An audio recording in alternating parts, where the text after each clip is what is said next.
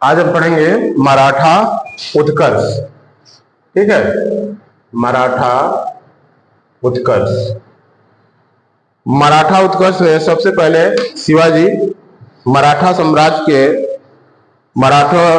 के संस्थापक कौन थे?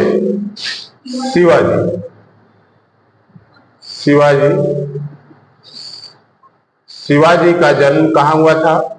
6 अप्रैल 1927 को शिवनेर दुर्ग में। और उनके पिताजी का क्या नाम था? शाहजी भोसले। ठीक है, शिवाजी के पिता का नाम था शाहजी भोसले एवं माता का नाम था जीजाबाई। माता का नाम जीजाबाई था। माता का नाम जीजाबाई था। ठीक है, और शाहजी भोसले की ये दूसरी पत्नी का नाम तुकाबाई मोहिते था और शिवाजी के गुरु कोंडदेव थे। ठीक है, शाहजी की जो दूसरी पत्नी थी शाहजी की, तुकाबाई था। ठीक, दूसरी पत्नी का नाम तुकाबाई था और शिवाजी की गुरु कोंडदेव थे। शिवाजी के गुरु कोंडदेव थे। इनके गुरु का नाम कोंडदेव था। आध्यात्मिक क्षेत्र में शिवाजी के आचरण पर गुरु रामदास का प्रभाव था। जो आध्यात्मिक क्षेत्र में शिवाजी के आचरण पर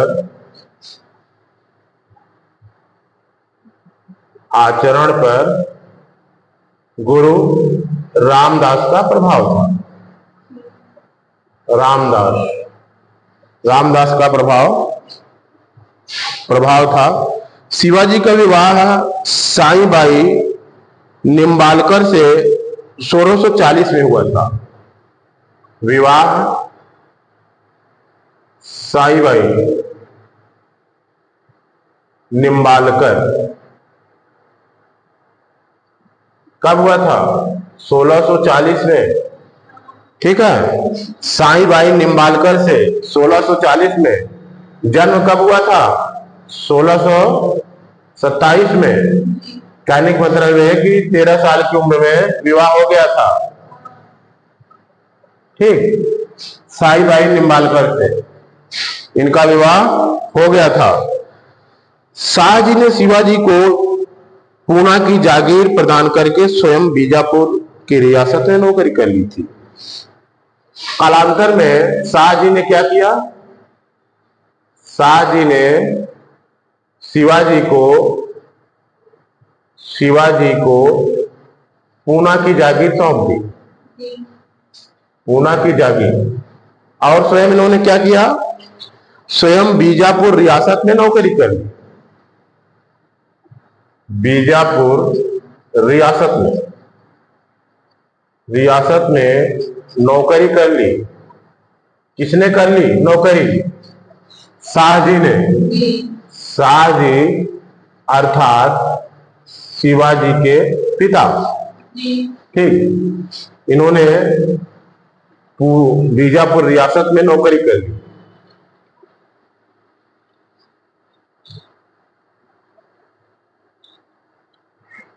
ठीक है, आगे अपने सैन्य अभियान, अगर हम इनके सैन्य अभियानों पर ध्यान दें शिवाजी के, तो शिवाजी का सैन्य अभियान जो महत्वपूर्ण है, 1644 में शिवाजी ने सर्वप्रथम बीजापुर के तोरण नामक पहाड़ी किले पर अधिकार कर लिया था।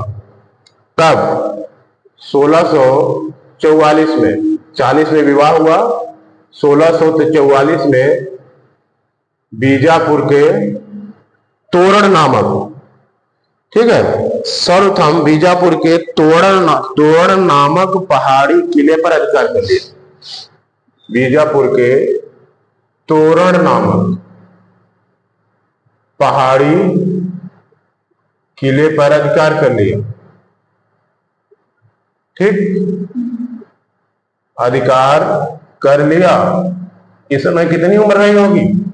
1640 में विवाह हुआ, 1627 में जन्म हुआ, 1644 में किले पर अधिकार कर लिया। ठीक, तो इनकी आयु 17 साल हो गई, है ना? 17 साल की आयु में इन्होंने अधिकार कर लिया। ठीक है। 1656 ईस्वी में शिवाजी ने रायगढ़ को अपनी राजधानी बनाई। 1656 ईस्वी में इन्होंने, मतलब शिवाजी ने रायगढ़ को अपनी राजधानी बनाई। रायगढ़ को अपनी राजधानी बनाई। ठीक, किसको राजधानी बनाई? रायगढ़ को अपनी राजधानी बनाई 1656 ईस्वी में। ठीक है। बीजापुर के सुल्तान ने अपने योग्य सेनापति अफजल खां कौन था? अफजल खां बीजापुर के जो सुल्तान थे उनका योग्य सेनापति था। सुल्तान का योग्य सेनापति, इसने धोखे से शिवाजी को मारने का प्रयास किया था। ठीक है। अफजल खां सितंबर 1665 में शिवाजी को पराजित करने के लिए प्रस्थान किया। शिवाजी ने अफजल खां की हत्या कर दी। कब प्रस्थान किया था? 1665 ईस्वी में। ठीक है। 1665 ईस्वी में शिवाजी को पराजित करने का प्रयास किया था। 1665 ईस्वी में। ठीक, ये शिवाजी को पराजित करने का प्रयास किया था। ठीक, धोखा देना चाहा लेकिन खुद धोखे का शिकार हो गया। और क्या हुआ? अफजल खां की हत्या कर दी गई। अफजल खां मारा गया। ठीक, 1665 में। कब मारा गया? 1665 में। अफजल खां कौन था? बीजापुर के सुल्तान का योग्य सेनापति था। ठीक है। शिवाजी ने सूरत 1664 ईस्वी में और 1670 ईस्वी में 2 बार लूटा। सूरत को 1664 में और 1670 में। कब? 1664 में और 1670 में 2 बार शिवाजी ने सूरत की लूट की। सूरत को लूटा 2 बार। कब लूटा? 1664 में और 1670 में। ठीक है। 1665 ईस्वी में महाराजा जयसिंह एवं शिवाजी के मध्य पुरंदर की संधि हुई थी। जयसिंह कौन था?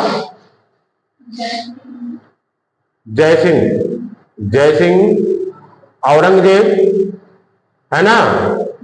औरंगजेब की तरफ से संधि करी थी। ठीक, किससे संधि करी थी? शिवाजी से। संधि का क्या नाम था? पुरंदर की संधि। पुरंदर की संधि करी। इस पुरंदर की संधि कब करी थी? 1665 ईस्वी में। 1665 ईस्वी में ही पुरंदर की संधि करी थी।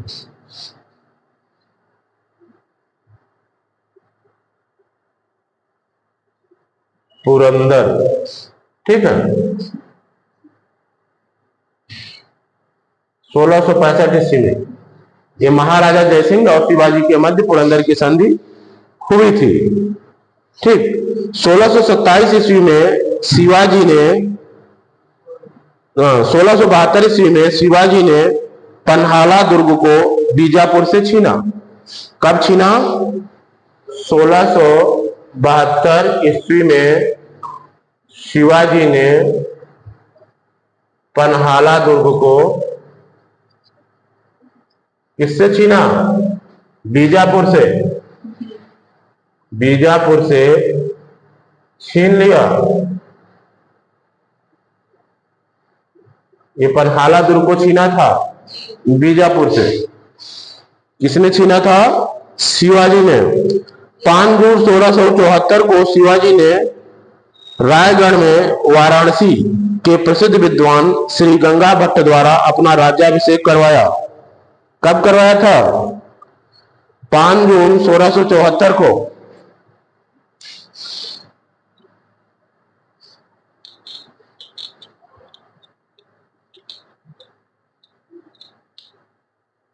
पांच जून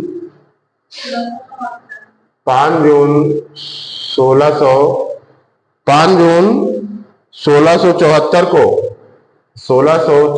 को शिवाजी ने राज्याभिषेक करवाया।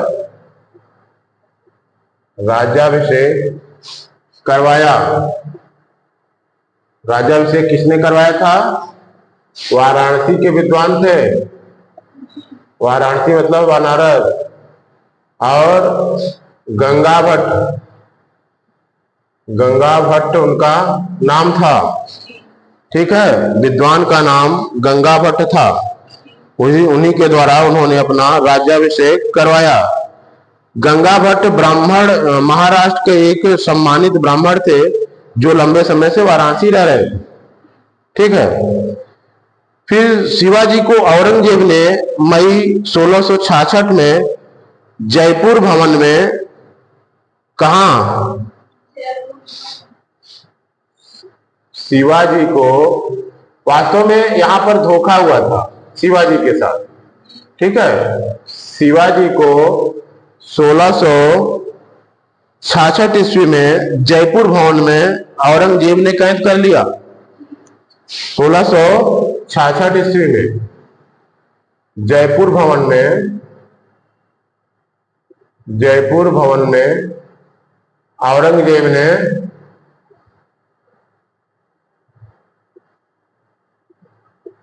कैद कर लिया। ठीक। कहां किया? जयपुर भवन में।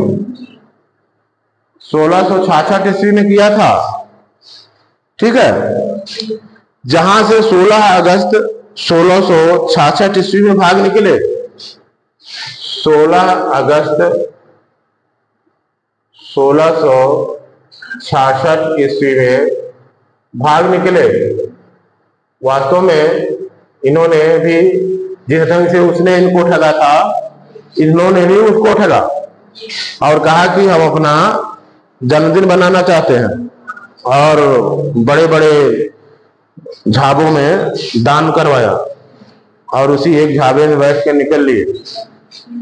क्योंकि शिवाजी बहुत लंबाई नहीं थी, बहुत चौड़ाई नहीं थी,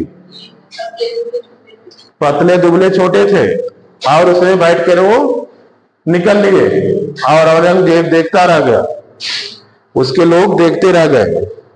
ठीक है। ये था शिवाजी का। 53 वर्ष की आयु में 3 अप्रैल 1680 को शिवाजी की मृत्यु हो गई। ज्यादा आयु नहीं थी। 53 वर्ष की आयु में कब? 1680 में शिवाजी की मृत्यु हो गई। शिवाजी की मृत्यु हो गई। यह है शिवाजी के बारे में सामान्य जानकारी। फिर शिवाजी के मंत्रिमंडल में, उनके पास एक मंत्रिमंडल भी हुआ करता था। अब थोड़ा सा हम प्रशासन व्यवस्था के बारे में जानकारी लें। शिवाजी का शासन कैसे चलता था। उनको उनके दरबार में अष्टप्रधान होते थे, अष्टप्रधान। ठीक है, अष्टप्रधान, इनकी तुलना आधुनिक मंत्रिमंडल से आप नहीं कर सकते। अष्टप्रधान पेशवा, अष्टप्रधान में पेशवा का पद सर्वाधिक महत्वपूर्ण सम्मान का होता था। ये अष्टप्रधान कैसे थे? सलाह के लिए होते थे, मंत्रिमंडल जैसे। ठीक, इसमें पेशवा सबसे महत्वपूर्ण था, सबसे महत्वपूर्ण था पेशवा। ये अष्टप्रधान प्रशासन के लिए थे, मंत्रिमंडल के समान थे। ठीक है, अब जब कृष्णदेव राय के अष्टदिग्गज क्या थे? हाँ, वो 8 तेलुगु कवि थे। इतना अंतर है, ध्यान दीजिएगा। वो 8 तेलुगु कवि थे और ये क्या थे? वो अष्टदिग्गज थे, ये अष्टप्रधान थे। ठीक है, शिवाजी के दरबार में मराठी को भाषा के रूप में प्रयोग किया गया। भाषा क्या थी इनकी दरबार की? मराठी थी, भाषा मराठी थी। ठीक है, भाषा मराठी थी। शिवाजी के जो सेना थी उनको 3 भागों में विभक्त कर सकते हैं। एक थी पागा सेना, ठीक है, दूसरी थी सिलाहदार और तीसरी थी पैदल सेना। पागा सेना नियमित घुड़सवार सैनिक थे। सेना में हम विभाजित करें तो पागा सेना, इसमें थे नियमित घुड़सवार सैनिक, नियमित घुड़सवार सैनिक। ठीक, ये पागा सेना थी। इसके अलावा और क्या था? पागा सेना के बाद सिलहदार थे, ये अस्थायी घुड़सवार सैनिक थे। सिलहदार अस्थायी घुड़सवार सैनिक, अस्थायी घुड़सवार सैनिक थे। पैदल थे, पैदल सेना हुआ करती थी, पैदल सेना। ठीक है, इसके बाद अष्टप्रधान क्या थे? पेशवा। पेशवा को हम प्रधानमंत्री कह सकते हैं। पेशवा, इनकी तुलना प्रधानमंत्री से कर सकते हैं। इनका काम क्या था? राज्य का प्रशासन एवं अर्थव्यवस्था की देखरेख। राज्य का प्रशासन, राज्य का प्रशासन एवं अर्थव्यवस्था की देखरेख। ये कौन थे? पेशवा। पेशवा के बाद थे जो अगले थे, उनका नाम था सरे नौबत। सरी ए नौबत, सरी ए नौबत। ठीक, इनको हम सेनापति कह सकते हैं। ये थे सैन्य प्रधान, सैन्य प्रधान, सरे नौबत सैन्य प्रधान। ठीक है, इसके बाद थे अमात्य। अमात्य, अमात्य का काम क्या था? ये राजस्व मंत्री थे, आय व्यय का लेखा जोखा। राजस्व मंत्री काम क्या था? आय व्यय का लेखा जोखा, आय व्यय का लेखा जोखा।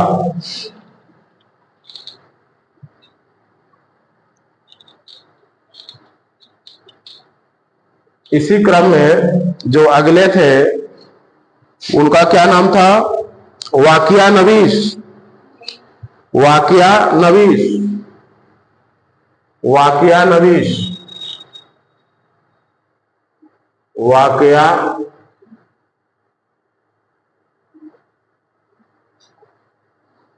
वाकिया नवीस। ठीक है, वाक्या नवेश, इनका काम था सूचना, गुप्तचर एवं संधि विग्रह के विभागों का अध्यक्ष।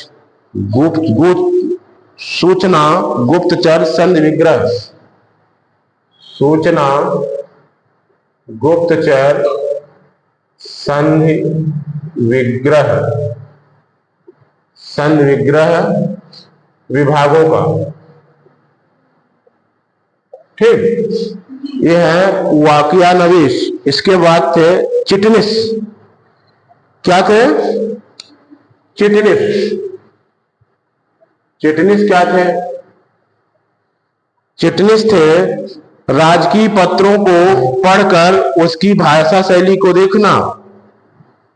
राजकीय पत्रों को पढ़कर, राजकीय पत्रों को पढ़कर उसकी भाषा शैली को देखना, भाषा शैली को देखना, ये थे चिटनिस, ठीक। चिटनिस के बाद थे सुमंत। सुमंत, सुमंत क्या थे? सुमंत आज के विदेश मंत्री कह सकते हो, विदेशी मामले, है ना, विदेश मंत्री, विदेश मंत्री थे। इस समय पता ही नहीं चलता विदेश मंत्री कौन है, ज्यादातर तो मोदी जी विदेश रहते हैं, ठीक है। सुमंत के बाद फिर कौन थे? पंडित राव। पंडित राव, पंडित राव कौन थे? धार्मिक कार्यों के लिए तिथि का निर्धारण, ठीक है। धार्मिक कार्यों के लिए, धार्मिक कार्यों के लिए तिथि का निर्धारण यही करते थे कि दीपावली कब होगी, होली कब होगी, ठीक है। फिर इसके बाद थे न्यायाधीश। न्यायाधीश का काम था न्याय विभाग देखना, न्यायाधीश, ठीक। न्यायाधीश क्या थे? न्याय विभाग, न्याय विभाग के प्रधान थे, न्याय विभाग। ये इतने हो गए शिवाजी के दरबार के अष्टप्रधान, ठीक। शिवाजी की कर व्यवस्था मलिक अंबर की कर व्यवस्था पर आधारित थी। शिवाजी ने रस्सी द्वारा माप की व्यवस्था के स्थान पर काठी एवं मानक घड़ी के प्रयोग आरंभ किए, ठीक है। कर व्यवस्था कैसी थी? कर व्यवस्था मलिक अंबर की व्यवस्था पर आधारित थी, की कर व्यवस्था पर आधारित थी। और उन्होंने जो माप थी, रस्सी द्वारा माप की व्यवस्था के स्थान पर काठी एवं मानक छड़ी के प्रयोग आरंभ किए। काठी एवं मानक छड़ी के प्रयोग आरंभ किए, ठीक है, प्रयोग आरंभ किए। मतलब कि एक मानक छड़ी मान लिया गया कि ये इसकी लंबाई इतना होगी, ठीक है।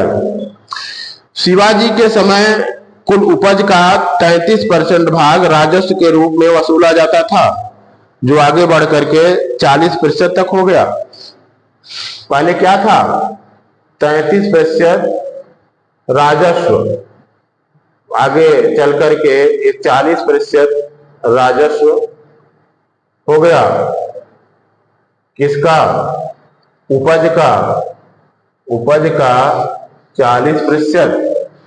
ये शिवाजी के समय में कर व्यवस्था थी, ठीक है। अब थोड़ा सा हम जाने कि चौथ क्या थी और सरदेश मुखी क्या थी, ठीक है। चौथ और सरदेश मुखी, चौथ क्या थी? सबसे पहले चौथ एवं सरदेश मुखी नामक ये शिवाजी द्वारा कर लगाया गया था। तो सबसे पहले चौथ का मतलब होता था किसी एक क्षेत्र को बर्बाद न करने के बदले दी जाने वाली रकम। ठीक है, किसी एक क्षेत्र को बर्बाद नहीं करने की शर्त पर दी जाने वाली रकम। ठीक है, अन्यथा नहीं लेना है। इस शब्द को हम एक शब्द से तुलना करते हैं तो आपको हमेशा याद रहेगा। कौन सा शब्द हो सकता है? गोंडा टैक्स। क्या? गोंडा टैक्स। जैसे गोंडा कुछ क्षेत्र में होते हैं, कहते हैं कि इतना टैक्स देते जाओ, आपको कोई और गोंडा छूने नहीं पाए। ठीक है, तो ये थी चौथ मतलब किसी एक क्षेत्र को बर्बाद नहीं करेंगे, उसके बदले में रकम देना होगा। ठीक, अगला है सरदेश मुखी। सरदेश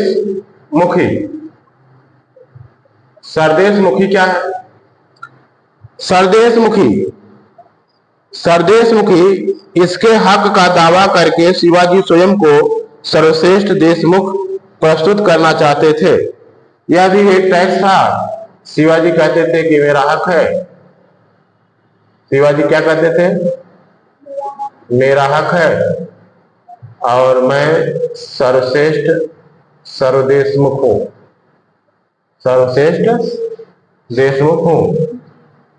सरदेशमुख। ठीक, सबसे श्रेष्ठ सर्वदेशमुख होने का दावा करते थे। ठीक है, शिवाजी मुगल व्यापारिक केंद्र सूरत को 2 बार 1664 और 1670 में लूटे थे। फिर शिवाजी के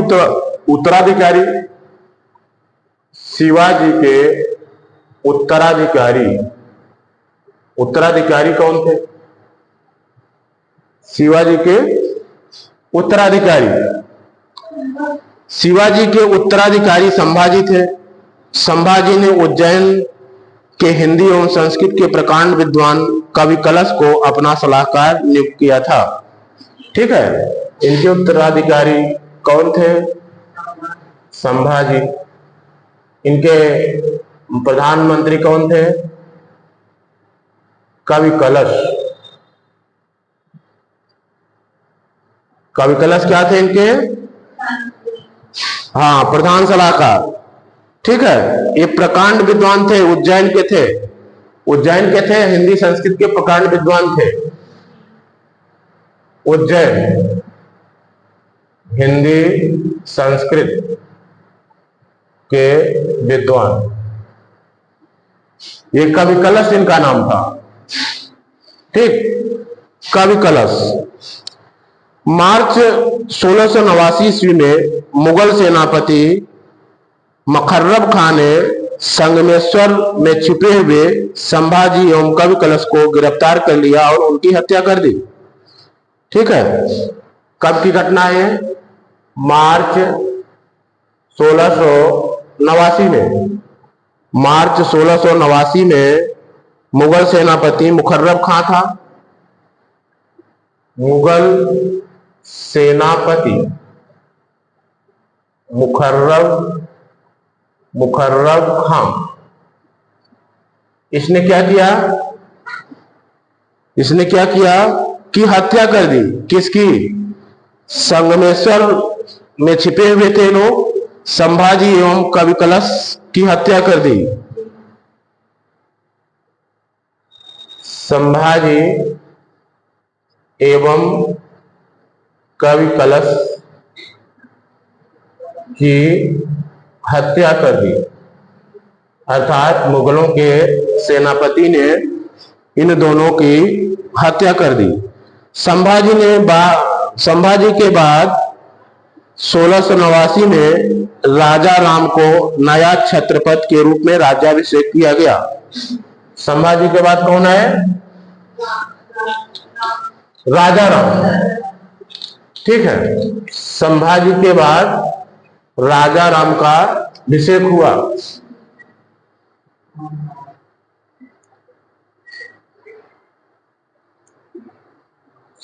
संभाजी की मृत्यु, फिर कौन बने? राजा राम। राजा राम क्या बने? छत्रपति। राजा राम छत्रपति बने। उसी समय कब बने? 1689 में। ठीक है, राजा राम ने अपनी दूसरी राजधानी सतारा को बनाया। इनकी दूसरी राजधानी क्या थी? दूसरी राजधानी सतारा। राजा राम की दूसरी राजधानी सतारा थी। ठीक, दूसरी राजधानी सतारा को बनाया। ठीक है, दूसरी राजधानी सतारा को बनाया। राजा राम का मुगलों से राजा राम संघर्ष करते हुए 2 मार्च 1700 ईस्वी में मारे गए। ठीक है, 2 मार्च 1700 ईस्वी में मुगलों से संघर्ष करते हुए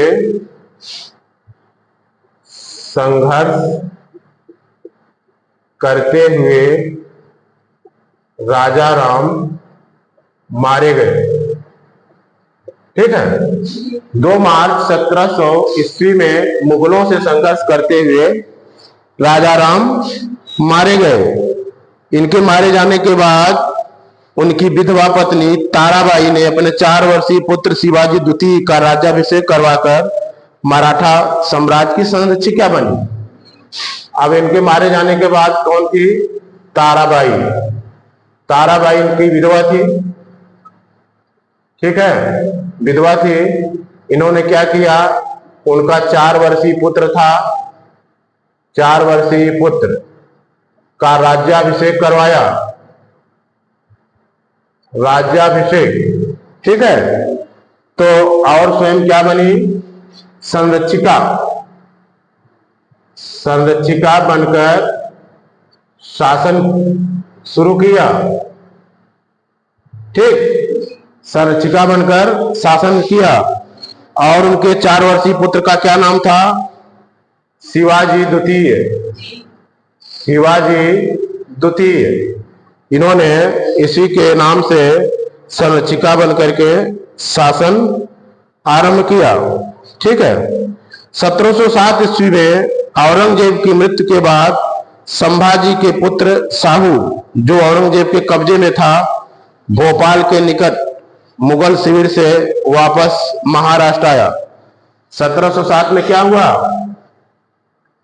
औरंगजेब की मृत्यु हो गई। औरंगजेब की मृत्यु हुई तो क्या हो गया? वापस आया। कौन वापस आया? संभाजी का पुत्र साहू वापस आया। ये औरंगजेब के कब्जे में था। अब साहू वापस आ गया 1707 ईस्वी में। ठीक है, तो साहू एवं ताराबाई के बीच 1707 ईस्वी में खेड़ा का युद्ध हुआ, जिसमें साहू विजयी हुए। अब जब वापस आया तो युद्ध होना स्वाभाविक था। ठीक, तो अब साहू और ताराबाई के बीच युद्ध हुआ। साहू और ताराबाई के बीच कौन सा युद्ध हुआ? जिसे किस नाम से जाना गया? युद्ध को खेड़ा का युद्ध कहा गया। खेड़ा का युद्ध जिसमें साहू विजयी रहा। किसने? शाहू विजयी रहा। शाहू विजयी रहा। शाहू विजयी रहा और ताराबाई हार गई। शाहू ने 22 जनवरी 1708 को सतारा में अपना राज्य अभिषेक करवाया। ठीक है, शाहू 27 जनवरी कब करवाया अपना? 22 जनवरी 1708 को। 22 जनवरी 1708 को सतारा में अपना राज्याभिषेक करवाया। किसने करवाया? शाहू ने। शाहू किसका लड़का था? संभाजी का। शाहू पुत्र संभाजी। ठीक है, इसने सतारा में अपना राज्याभिषेक करवाया। शाहू के नेतृत्व में नवीन मराठा साम्राज्य के प्रवर्तक पेशवा लोग थे, जो शाहू के पैतृक प्रधानमंत्री थे। पेशवा पद पहले पेशवा के साथ ही वंशानुगत हो गया था। पेशवा पुणे में रहता था। ठीक है, ये शाहू का जो शासन संचालन हुए वो पैतृक पेशवा करते थे। ये कहां रहते थे? पुणे में। ठीक, पैतृक पेशवा पुणे में रहते थे। 1713 में शाहू ने बाला विश्वनाथ को पेशवा बनाया। इनकी मृत्यु 1720 ईस्वी में हुई। 1713 में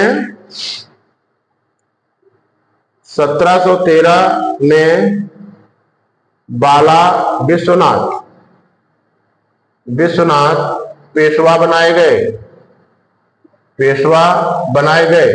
किसने बनाया? शाहू ने।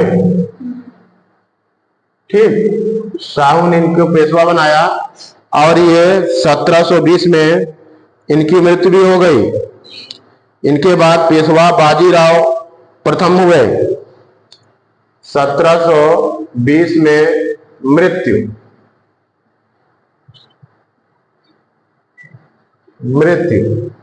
पेशवा कौन हुआ? पेशवा बाजीराव